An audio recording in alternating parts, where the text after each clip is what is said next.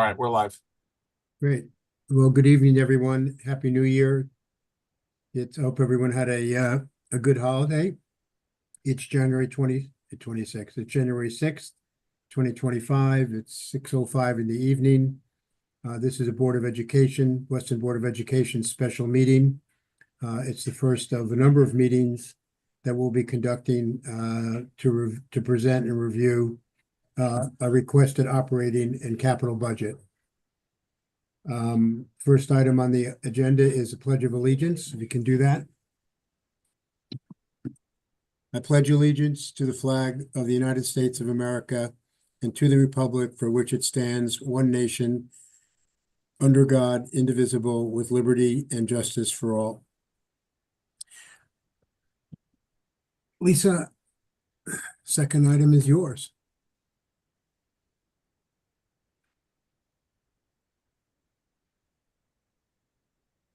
Thank you, Steve. I'm sorry, there's something on my screen that's distracting me. If you could just give me a minute. Thank you.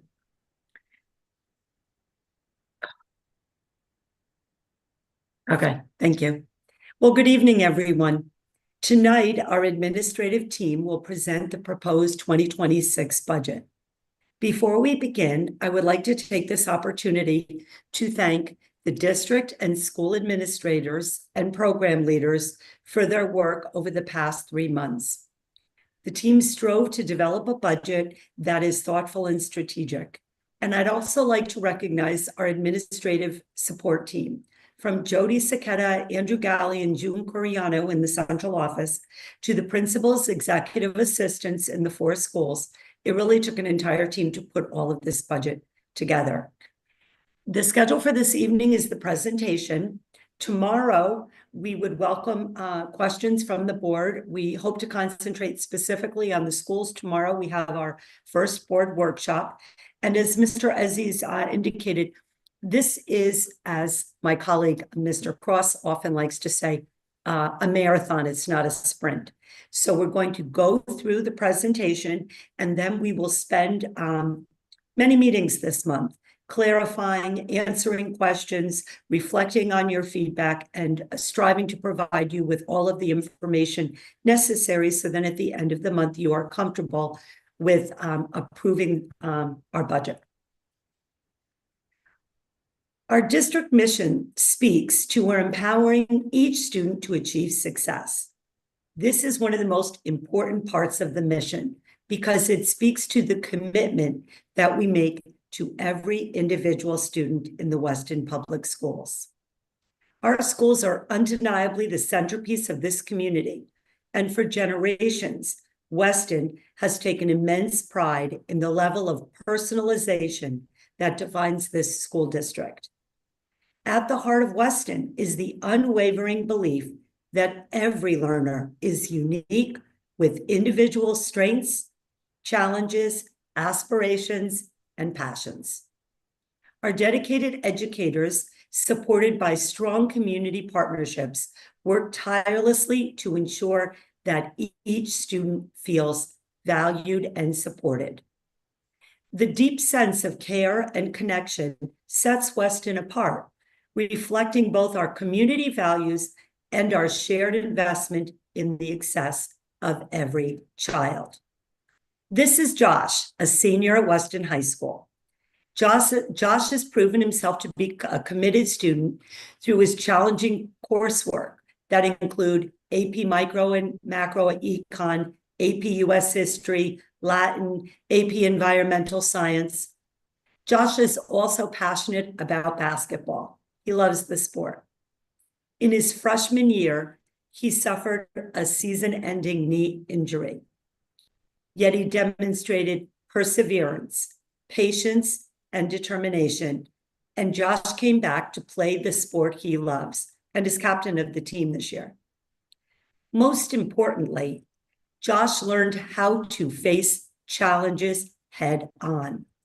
Weston empowered Josh, and his teachers and school counselor are very, very proud of him, as well as the administrators at the high school.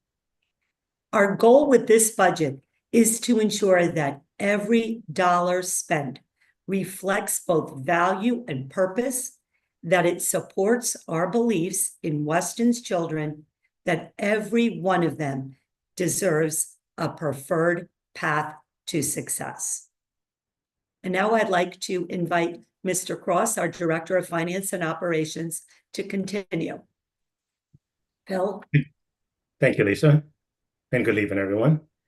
To achieve the goal that Lisa outlined, we're requesting an increase of $2,817,666 to our operating budget. This represents a 4.75% increase, bringing our total operating budget request to $62,157,367.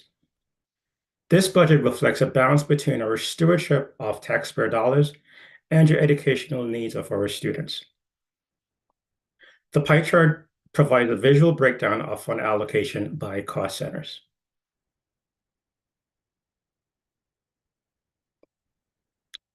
At the November 2024 Board of Education meeting, Mr. Mike Zuba from AP Planning Group presented updated enrollment projections.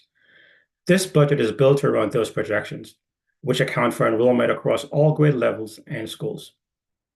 The district anticipates a modest decline of 33 students overall.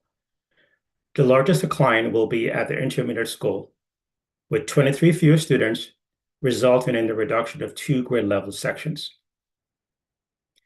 It is important to note the Board of Education class size guidelines are followed when determining staffing. As a reminder, the guidelines are 18 to 20 students for grades kindergarten through 1, and 20 to 24 students for grades 2 through 12. The district remains committed to maintaining class size guidelines and ensuring that staff and levels are responsive to enrollment trends while continuing to provide a high-quality, personalized educational experience. At this time, I would like to introduce Assistant Superintendent, Dr. Tina Henkel, who will speak to our district curriculum and instruction initiatives. Great. Thank you, Phil. Happy New Year, everyone. Can you hear me okay? Yes, great. So tonight, as Phil mentioned, I'd like to continue with an overview of the significant strides we've made in the areas of curriculum and instruction and the investments we're proposing to sustain district-level needs for the upcoming budget cycle. Our district remains committed to delivering a world-class curriculum that empowers every student to achieve their full potential. This commitment has driven meaningful progress over the past 3 years, and our proposed initiatives build on these successes. First, professional learning investments bring our curriculum goals to life. Throughout the year, we've offered a series of workshops focused on core curriculum resources, including the continued implementation of illustrative math for grades K through 8, and the American Reading Company curriculum at Hurlbut, which is in its second year of implementation, and at WIS, which is in its first year of implementation. These sessions are designed to ensure our teachers are equipped with evidence-based strategies that enhance student outcomes across all academic areas while supporting positive school culture and intervention programs. Next, our Summer Curriculum Academy plays a pivotal role in ensuring our district remains at the forefront of curriculum innovation. Some of the new areas we will focus on during this year's Summer Curriculum Academy, including K-12 social studies, since it's released new standards in the summer of 2024, as well as health and physical education, and computer science, which is a K-12 mandate where we are required to have a clearly articulated computer science plan in the 2025 summer. Additionally, summer training sessions are provided for teachers to prepare them for advanced placement coursework, literacy intervention techniques, and even CPR certifications to ensure readiness in and out of the classroom. Finally, we've made strategic and scaffolded updates to our curriculum resources and assessments to support high-quality instruction. Next year, we will be adopting new illustrative math core resources for grades 1, 3, and 4, which is moving towards full implementation for K through 12 in both teacher resources, student resources, and intervention materials. Our science curriculum now includes updated life science units for grades 6, 8, which is reflected within cutting edge content, equipment, and methods. And in both science and social studies, we've incorporated new texts to support advanced placement and high school level courses, ensuring students are engaged with rigorous and relevant materials. These efforts underscore our commitment to providing teachers with the tools and training that is necessary to deliver exceptional instruction, quality materials to ensure our students are successful at each point in their academic journey in Weston, and also prepares them for success beyond Weston. It's important to note before we move on to the next slide that all new initiatives are reflected at the district level for the first year of adoption, and then they transition to the school-based budgets in subsequent years. Furthermore, our district is committed to fostering a culture of collaboration and continuous improvement. This slide highlights some exciting advancements in our instructional framework for next school year. Our curriculum and instruction leaders play a crucial role in overseeing curriculum implementation. They collaborate with teachers on unit and lesson planning. They conduct data analysis sessions with our teachers and our leaders. They model instructional strategies in the classrooms, and they facilitate professional development sessions tailored to teacher needs. This year, as we move into next year, we'd like to introduce 2 significant enhancements to our curriculum and instruction leader model approach. For those CILs at the K-5 level, they have been supporting our schools with the oversight and management and facilitating and participating in our multi-tiered system of support. This strategic addition allows us to better identify and address student needs early and effectively, ensuring timely interventions for our students and reducing the need for intensive remediation later. So next year, we are proposing a restructuring of the CIL model so that part of their full-time position includes small group intervention at the K-5 level. In addition, at the secondary level, our CIL framework will include one section of a master teacher class as part of their FTE. This master teacher component within their role will help us deepen their connection to classroom instruction, providing opportunities to model best practices and foster collaborative peer learning.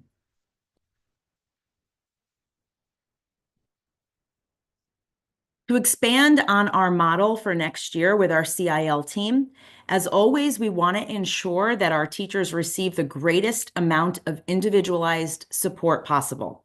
We also envision a structure where all CILs could be connected and work with students in some capacity, whether that be to support our intervention needs or in a classroom setting.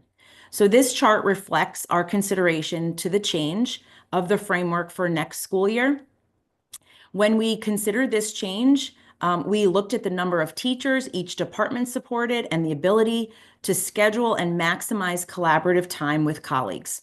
As you will see in this chart, this provides a more balanced model within the given tested areas, as well as those areas that will be supporting a greater focus on curriculum revision and implementation.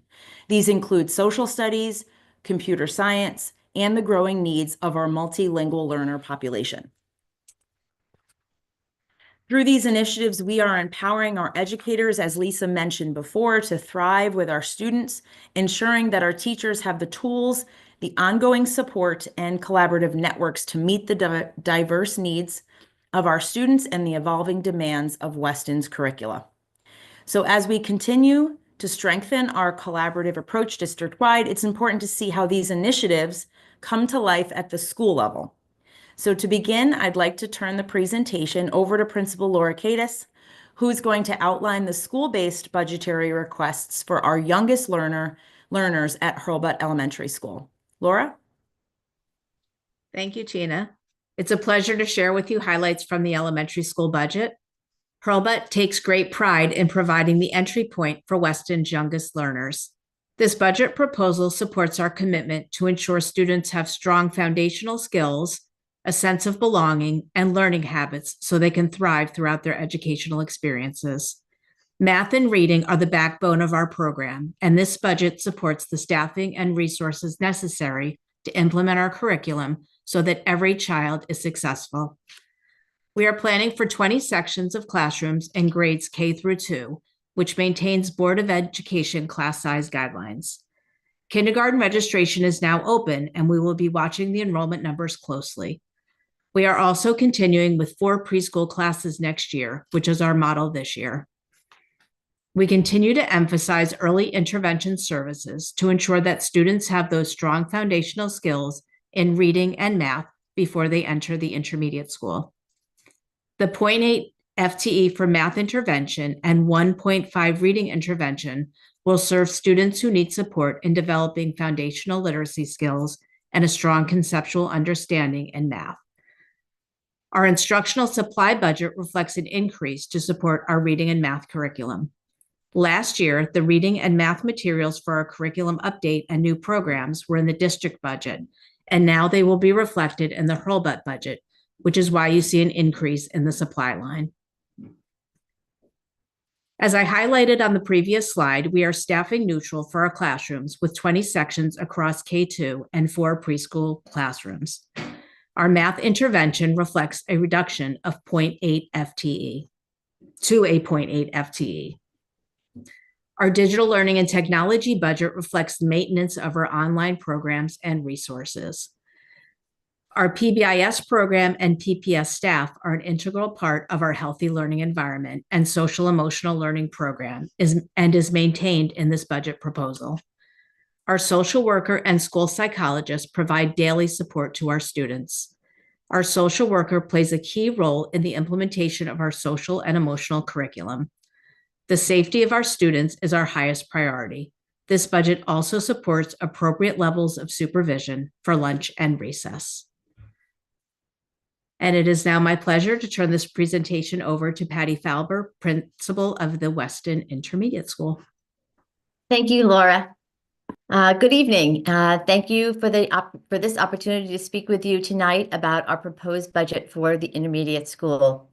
At WIS, we continue to build upon the strong foundational skills our students learned in their early years at Hurlbut. Our budget also is designed to be reflective of our mission statement, a school which is a caring community of learners, one that ensures a dynamic program that provides a balanced learning environment while promoting positive social development and supporting students as they develop their abilities in problem solving, creativity, and independent thinking. Our students are eager learners, full of curiosity and ready to engage more deeply with the world around them. We strive to create opportunities that challenge them and foster a love of learning that empowers them to take ownership of their growth, as well as to equip each student with the tools that they need to thrive in the next chapter of their educational journey. In determining our classes for next year, as Phil mentioned, we are especially mindful of our Board of Ed class size guidelines and being fiscally responsible. Next year, we are projected to have 455 students, a decrease of 23 students. Therefore, we are proposing a reduction of 2 sections, one in grade 3 and one in grade 4, to reflect these enrollment numbers and alignment with the guidelines.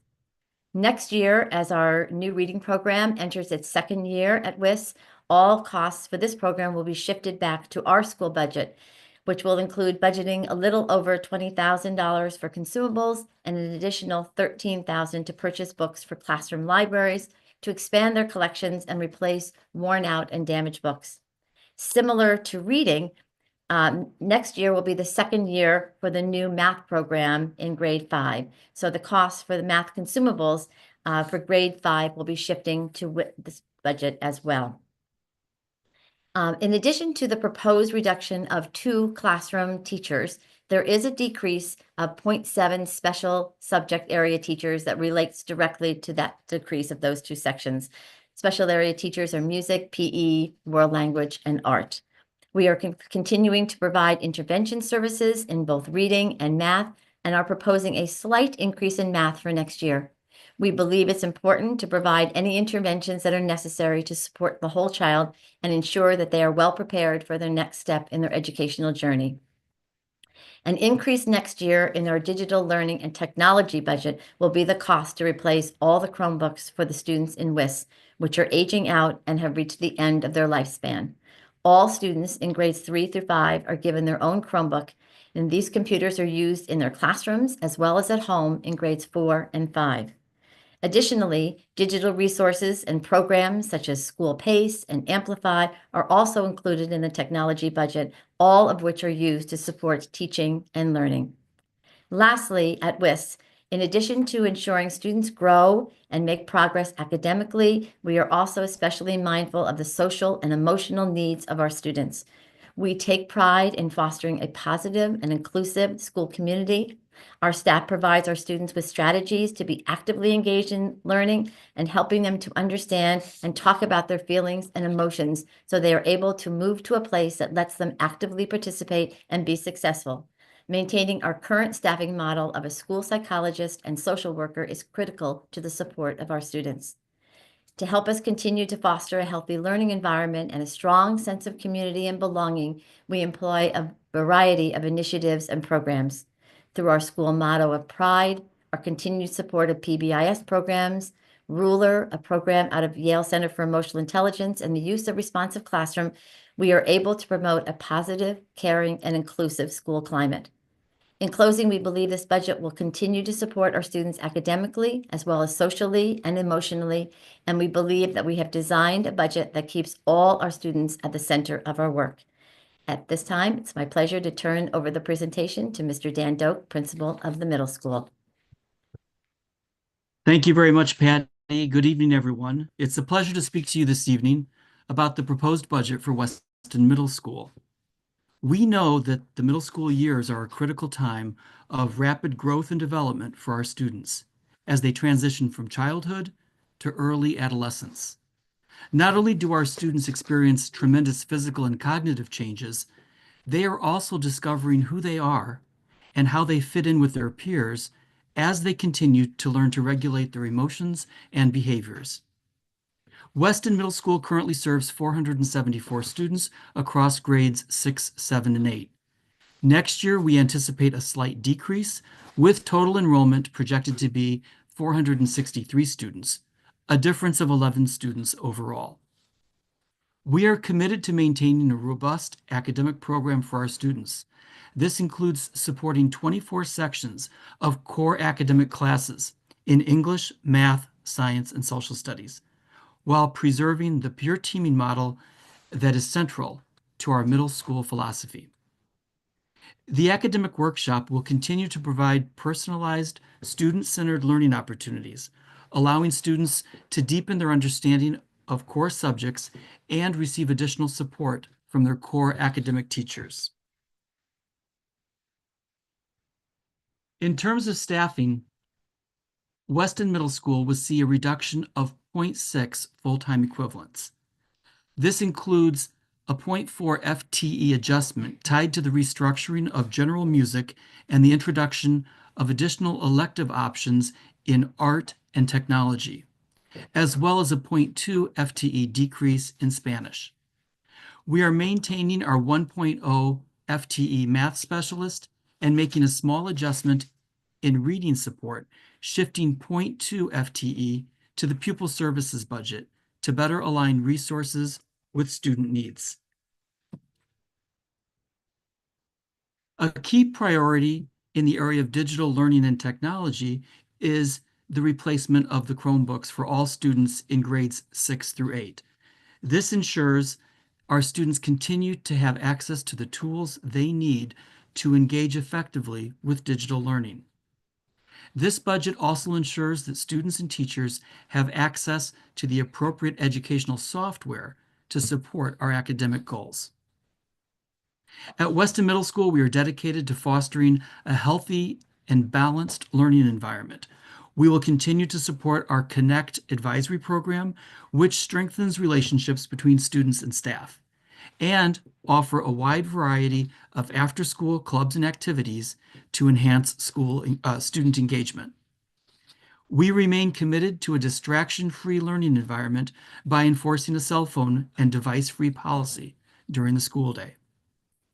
In summary, our proposed budget supports the academic, social, and emotional needs of our students while making thoughtful adjustments to align resources with enrollment trends and program priorities. Thank you for your attention.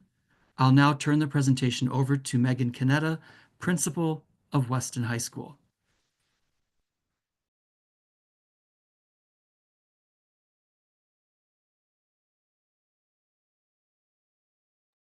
Megan, you muted?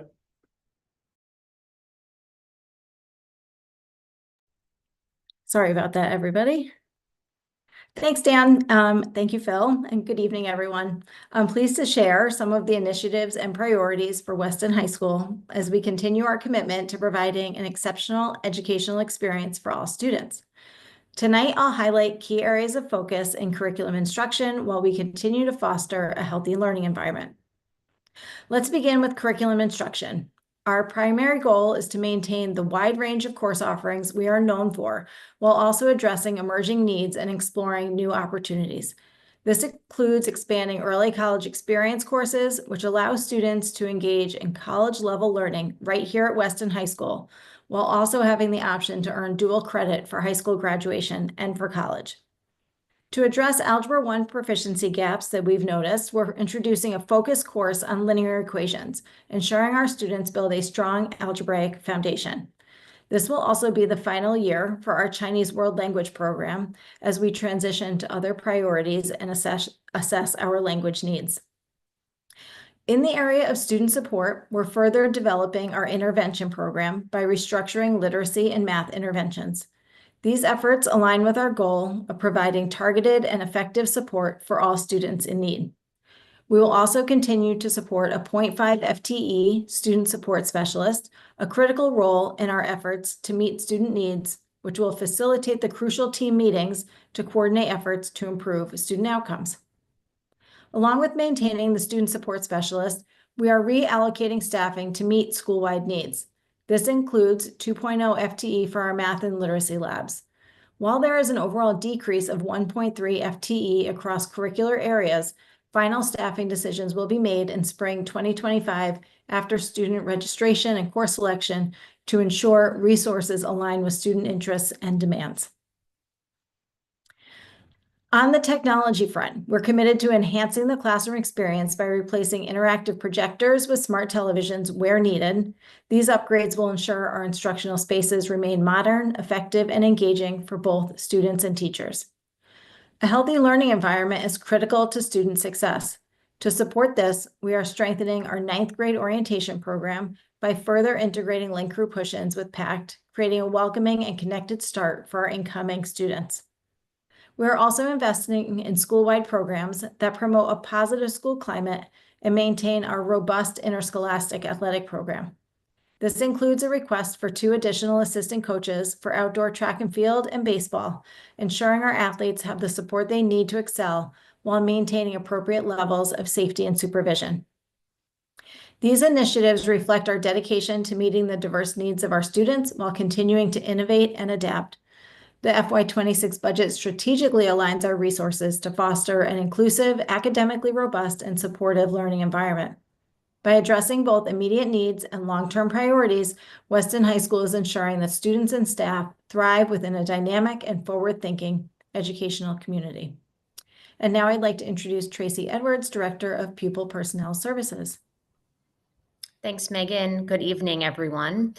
In special education and pupil personnel services, staffing across the district will remain relatively consistent for fiscal year 26. Due to student needs, we do need to shift 2 ELC paraeducators to full-time elementary paraeducator roles at Hess. And we are also, as Dan mentioned earlier, reassigning 0.2 of the reading specialist position to special education at Weston Middle School. The cost of our contracted services for fiscal year 26 will remain consistent with this year. You'll notice there's an increase in out-of-district tuition based on current placements and projected needs for individual students. There is a corresponding increase in our excess cost reimbursement to offset some of these costs. Finally, there is a reduction in the settlement line based on current placements and projected needs. It is important to note that the fiscal year 26 budget does not include any contingencies in tuition or settlements, which is consistent with how we have budgeted for the last few years. The special education budget in particular is highly dependent on the needs of individual students, which can change over time for a variety of reasons. As a result, these projections will continue to be monitored over the next few months. And now I'd like to turn it over to our Director of Human Resources, Julie Gavoni, who will give us some highlights about salaries and benefits. Thank you, Tracy. Good evening, everyone. In Weston, our greatest resources are human. Our staff work to ensure our students are safe, well cared for, and able to make academic progress while working in engaging environments. The criticality of the work of our staff is reflected in the budget request, with salaries and benefits representing 79% of the total request, as illustrated by the light blue and orange sections of the chart here. Salaries and benefits are determined through contractual agreements negotiated with the board. Fiscal year 26 is the third year of a 3-year agreements in which the board is currently engaged with the American Federation of State, County, and Municipal Employees, AFSCME Group, the Weston Administrators Association, WA, and the Weston Teachers Association. The cost of benefits represents 20% of the total budget request at a figure of $12,558,229. Employee benefits include health insurance, paid leave, Social Security, Medicare, workers' compensation, unemployment compensation, life and disability insurance, tuition reimbursement, and the employee sick bank for certified teaching staff. The expected cost of benefits reflects an increase of 21% over the current budget. The rising cost of health insurance is the most significant driver of the increase at a net $1,669,347 increase.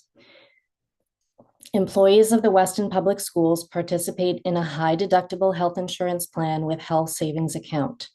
In fiscal year 26, per the bargaining agreements, the board will contribute 50% of the HSA deductible for all enrolled employees. This is a reduced rate of contribution from previous years. Deductibles are set at $2,000 for individuals and $4,000 for families. The total cost of salaries is $36,751,232, which represents 59% of the district budget.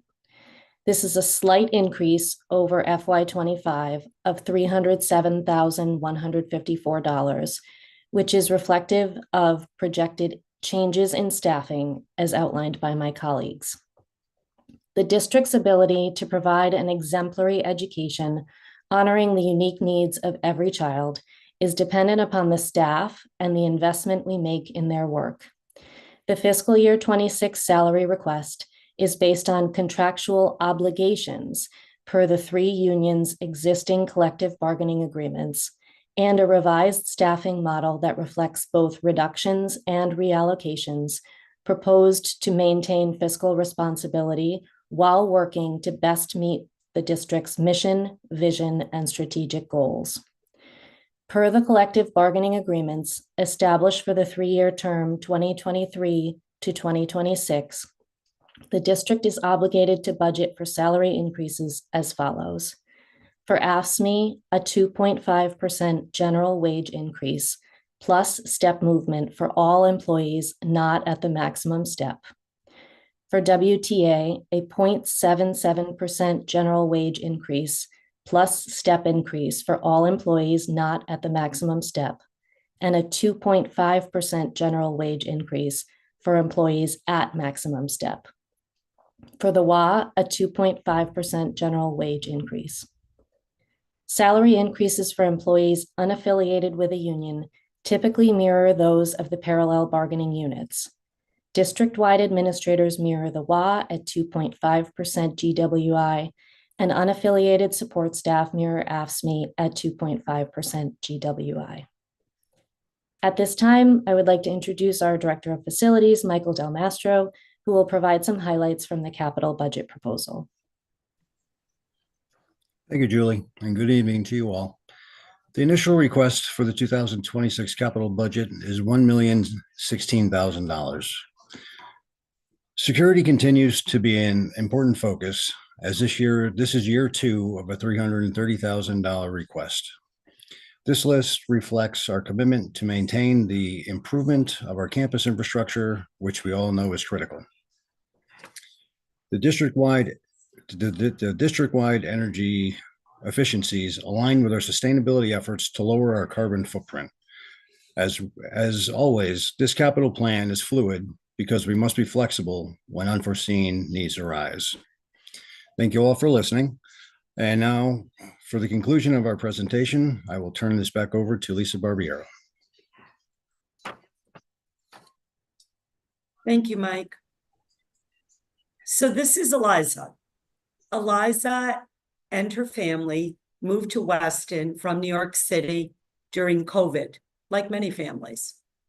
When she was in the intermediate school, Eliza experienced leadership opportunities as a 5th grader that helped her transition well to Weston Middle School. She is now in 6th grade and loves being a member of the team Inventors.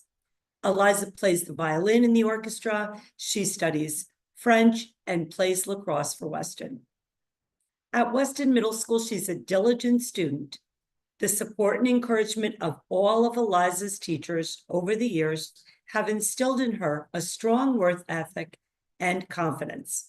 We can't wait to see what Eliza accomplishes in high school. What sets Weston apart is that we honor the uniqueness of our students. We know our families, and we strive to support them to the very best of our abilities. Josh and Eliza are 2 of the 2,053 students who are counting on us next year. We must continue to provide excellent educational pathways for our students, just as we've done in the past. And we ask that you please support this budget intact so that we may continue this important work. Thank you.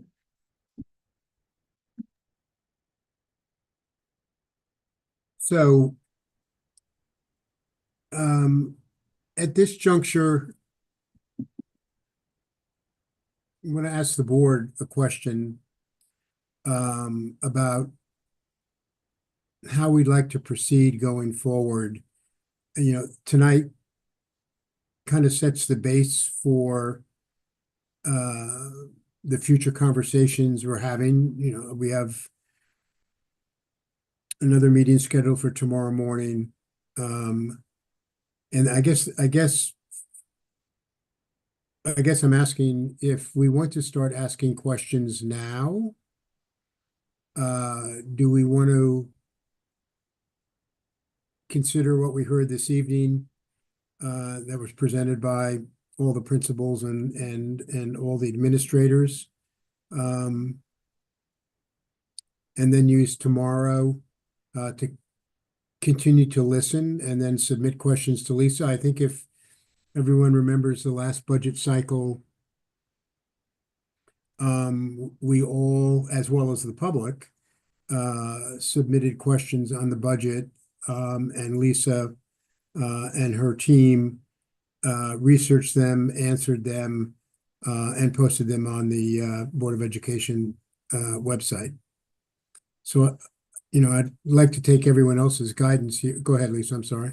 No, that's fine, Steve. One thing I would like to do before we talk about questions, I think we need to also, Dan DeVito, if you can put up the last slide, there's a budget review process and timeline that might be helpful just to kind of look at so people can get a sense of the meetings, if you will, Dan. Thank you. Okay, so I think the important thing is here today, we are, the 6th is not on here. Tomorrow, Right. we have a workshop. All of the workshops are during the day. So we have a workshop on the 7th. We have a workshop on the 16th. We have a workshop on the 27th. Those are all during the day. They're remotely. We also have 2 public forums on the 15th and the 23rd that you will also have to weigh in what format you want to do that in, whether it be remote or in person. Those are in the evening, starting at 6 p.m. And hopefully, you will feel comfortable. We have a regular Board of Ed meeting, but that we have other things to do at that meeting. That's the 21st. But hopefully you will be comfortable with approving on the 28th. If not, we can turn the 28th into more conversation.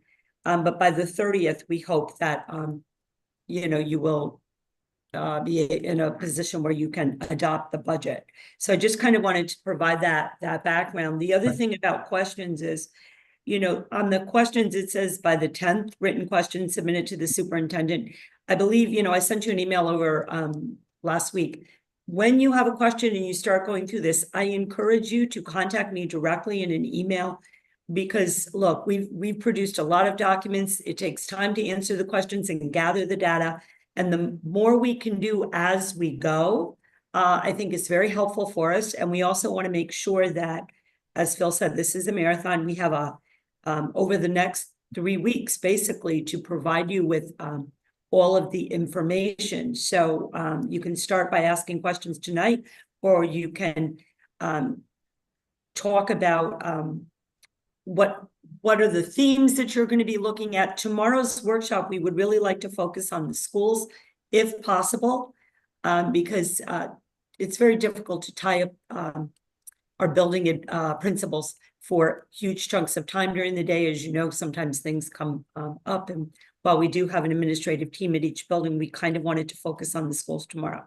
So I'll be quiet at this point and turn it back to you guys, so you can talk about what you want to do the rest of the evening, if you want to spend it time, because I know you just got the books relatively late last week, to prepare your questions for tomorrow, but you do also have to decide about the public forum tonight.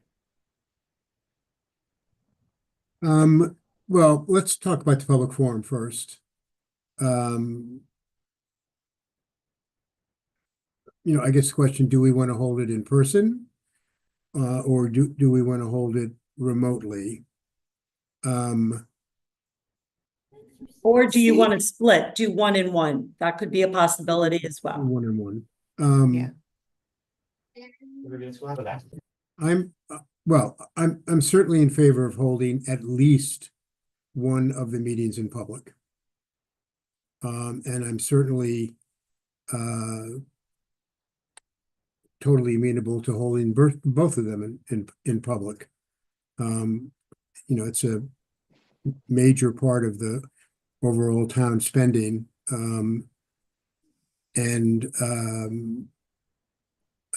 guess the question to the board is, will we get a better turnout of interested parties if we do it in a public forum, or we do it in a remote forum?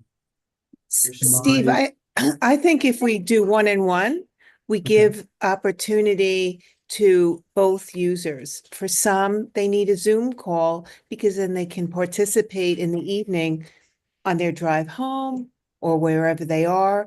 And to do it in person gives people who don't have the computer skills or bandwidth, the ability to do it in person. And this way you're getting the most population to participate in the budget. I agree with Lisa on that. From what we've seen, David, correct me if I'm wrong here, but from what we had seen in the past, and Dan, I think you were helping us with that as well, the numbers of people who are showing up on Zoom were substantially larger than the crowds, that's a loose term, that we were getting at the in-person meetings. But there's definitely a place for people for the in-person meetings with this topic as well. So I agree with Lisa. I think doing one of each is probably the best way to have the biggest reach in the community. Yeah, I would say I don't have a strong feeling. I totally understand what Lisa's saying, giving equal opportunity for both kinds of people. But we have seen historically that when we are remote, we do get a bigger audience. It's a lot more convenient. I've heard the stories. I can listen tune in while I'm getting dinner on the table for the kids, and that's a huge benefit. So I would say Lisa's probably right insofar as, you appeal to both sets of people, those that prefer to articulate in person. But I think if we're really going for the larger audience, it is typically remote. We get the better audience. So. Hey, I'll just jump in here really quickly. Look, I would agree with that. I would just say whichever one we do in person, I see it's the time here is the start time is at 6 o'clock for both. Maybe we should move the one that's whichever one we decide is in person to 7 o'clock to give people time to get home and get over to the middle school in person. I agree. That was the whole reason why we moved our regular meetings to 7 o'clock. So yeah, I agree with that. And there was that public comment about that one time asking for that shift. So seems sensible. Yeah, and actually, I would prefer to, if we all would agree, I think because it is for the community and for participation, we should have both at 7 o'clock, regardless of if we're remote or in person, because. I'm good with that. Yeah. So, okay, so that sounds like, I'm sorry, it's, So if I may, so Go I'm ahead. hearing 7 p.m., which is fine, and one remote and one in person. So now we have to decide which is the remote and which is the in-person. And I always like to think of the weather because, well, maybe it doesn't matter which, but are we in agreement? Like, let's say we have an in-person and it's snows. We can't have the in-person, but we can move it to remote. So do we want to start with an in-person and hope the weather is good? And then if we have to move to remote, and I agree with that. I think that makes sense. Sorry, Steve. Well, I was thinking not even having to do with weather. We could always move to a remote meeting, if the weather's against us. But if we do the first meeting in person and we've gathered all this information between tonight and the 15th, and then we have another budget workshop the following day. And then we have a remote meeting for the second public forum, which would give people, that, and to David's point, we'll probably get a bigger audience because of that. It'll just give people more time and more information to process. And then hopefully they'll come to more people will participate in the remote meeting, which would be the second one. Yeah, and we'd be probably having at that stage more finite questions too, Right. because a lot of it would have been resolved hopefully from the first meeting and from our workshops. So Right. I personally think the first one, and also Lisa, your point is I think really good, because if we need to change it over for the second one or whatever, we can do that too. So I agree. I agree. Is that a general agreement among everybody? I agree. Okay. Okay, so what I will do is we will make sure all the changes are done. The board clerk will make all the changes. I will send a blast out to families with the link to this particular presentation and when the public forums are. And I will also share that information with the first select woman so that she can share it with, there may be members of the community that wish to come and comment. Does that sound good? We'll take care of that this week. Yeah. Okay, thank you. And in So terms first of the is in person and the second is remote. Got it. That's right. And then in terms you. of the balance of this evening, would people like to process what they heard tonight, carry it over to tomorrow and go into more detail? That I could actually go works. either way. I could ask questions. I have some questions from the documents I looked at last week and the presentation now, but I could also save them. So others. Or you know what you can do also is if you want to email them to me, like email me anything now that you're thinking. That doesn't mean you can't ask the question, by no means, but it also gives us a chance. Like the other night, for example, Board of Finance chair at a subcommittee meeting. Michael Ember said, gee, do we have this information? It was about enrollment. And I said, we have it. I work on it for the budget. I will make sure when it's done, it's almost done, that we'll get it to you. So anything that you have, because it might lead to us having to provide a document, I would appreciate as you go along. Don't wait, don't hold off waiting till the 10th, because we want to make sure we give you a thorough response. Okay. So Steve, I'm game to either ask questions now or submit them, like whatever. So rest of the board, thoughts? Yeah. I'm good with digesting. Sorry, I cut somebody off. No, go ahead, David. I'm good with digesting and asking questions starting tomorrow. The only one thing I think is missing, although I haven't taken a deep dive in the book, I'll use that time tonight, is if we have any numbers, even draft numbers, and a timeline for the building construction projects, because that's a huge nut as well. So is there anything in the budget book or any rough numbers? The only thing that you will see in the budget book, I will say right now, is in the capital improvement plan, and how you'll notice certain projects are being held back, while some others we're still waiting on numbers. With regards to that, we are waiting. Colliers is working on finding us the structural engineer, and we there's more work to be done on that. Look, this project up front, as far as anything to do with building, it's going to be probably another year and a half to get everything in place so people feel comfortable. Well, yeah. So when we look at the numbers, I guess my question is, anything we at the moment, or does it look like anything we do project wise probably will be in 2026? So the numbers will be known like. No, if we do anything, I mean, just remember the timeline is you have to submit whatever your plans are for whatever we decide to do by June. And then the state reviews them and gives you an answer as to what type of reimbursement they'll give you by year end. So it's unlikely we'll have something to submit by June of this current year. So the earliest would be June of 26, and we wouldn't have an answer until December of 26. So, I mean, we effectively have almost 18 months. Okay, that's helpful. Yeah. Okay, thank you. Michael, Lisa, you're about tonight versus. I second. I think a lot of what's said tonight. Moving to tomorrow gives me additional time to digest what was discussed tonight and go into the book. So yeah, I'm on board with tomorrow. Lisa, you good with that? Tomorrow's fine. I mean, I have questions and I'll email them, and tomorrow's great. Okay, so why don't we do that? perfect. So if that's the case, unless there's anything else to talk about, Yeah. have a motion to adjourn, and we'll reconvene at 9 o'clock tomorrow morning. Awesome. Motion to adjourn. Thank you. Second, I second. all those in favor? Aye. Aye. All right, talk tomorrow. Aye. Thank you. Thank you, everyone. thank Great you. presentation. Lisa and Jody, I need to talk to you guys for a second. Change